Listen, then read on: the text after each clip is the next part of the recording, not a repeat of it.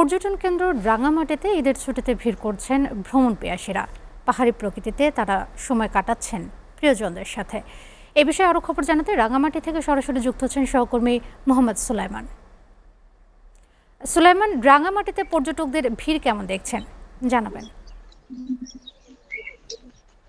হ্যাঁ রোজনা, আপনি জানেন আজকে ঈদের তৃতীয় দিন।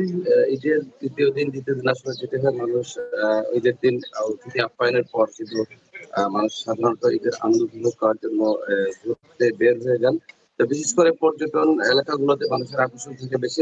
বাংলাদেশের অন্যতম পর্যটন এলাকা রাঙামাটি এই প্রাকৃতিক সৌন্দর্য দেখতে কিন্তু মানুষ এখানে উপচে পড়া ভিড় আমরা লক্ষ্য করেছি। বিশেষ করে ঈদের দ্বিতীয় দিন থেকে শুরু করে মানুষের ঢল শুরু হয়েছে আজকে তৃতীয় দিন পর্যন্ত। এখানে প্রচুর পরিমাণে পর্যটকের মুখর হয়ে উঠছে রাঙামাটির পর্যটন কেন্দ্রগুলো। রাঙামাটিতে রয়েছে দক্ষিণ এশিয়ার বৃহত্তম কৃত্রিম জলাশয়। এখানে পাহাড়ি ঝিরি, ঝর্ণা, সবুজ বন, বনানী থেকে শুরু প্রাকৃতিক নান্দনিক সৌন্দর্য মণ্ডিত এলাকা এটি।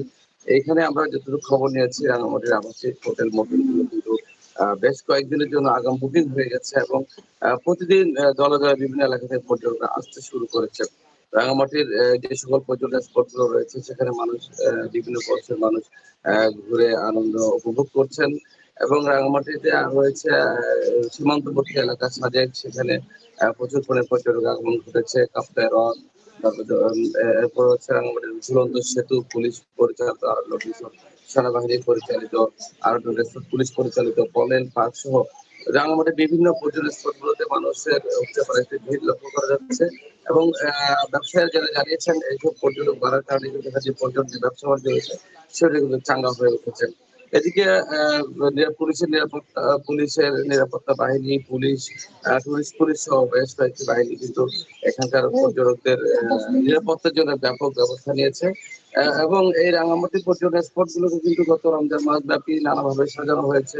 এখানে যারা উদ্যোক্তা রয়েছেন, পর্যটন শিল্প উদ্যোক্তা সহ বিভিন্ন ব্যবসা বাণিজ্য সকলে কিন্তু অপেক্ষায় ছিলেন এই ঈদ মৌসুমে পর্যটকের জন্য, তাদের পর্যটকদের বরণ করে নেওয়ার জন্য। এ পর্যন্ত একটি সুন্দর পরিবেশ সেক্ষেত্রে যে তৃতীয় দিন উদযাপিত হচ্ছে রাঙামাটিতে, যেখানে আমরা লক্ষ্য করি স্থানীয় মানুষের পাশাপাশি দেশের বিভিন্ন অঞ্চল থেকে আগত পর্যটকরা পর্যটন স্পটগুলোকে ঘুরে বেড়াচ্ছেন এবং আনন্দ উপভোগ করছেন। রাঙামাটির প্রাকৃতিক পরিবেশটা অত্যন্ত সুন্দর রয়েছে। এখন কাপ্তাই হ্রদের পানি কমে যাওয়ার কারণে কিন্তু এখানে হ্রদের বুকে যে পড়েছে সবুজ পাহাড়ি টিলা, সব মিলে এখানে একটি প্রাকৃতিক নান্দনিক সৌন্দর্য এখানে বিরাজ করছে। সেখানে পর্যটকরা তাদের মনের মতো করে ঘুরে বেড়াচ্ছেন স্বজনদেরকে নিয়ে। সুলাইমান, আপনাকে ধন্যবাদ।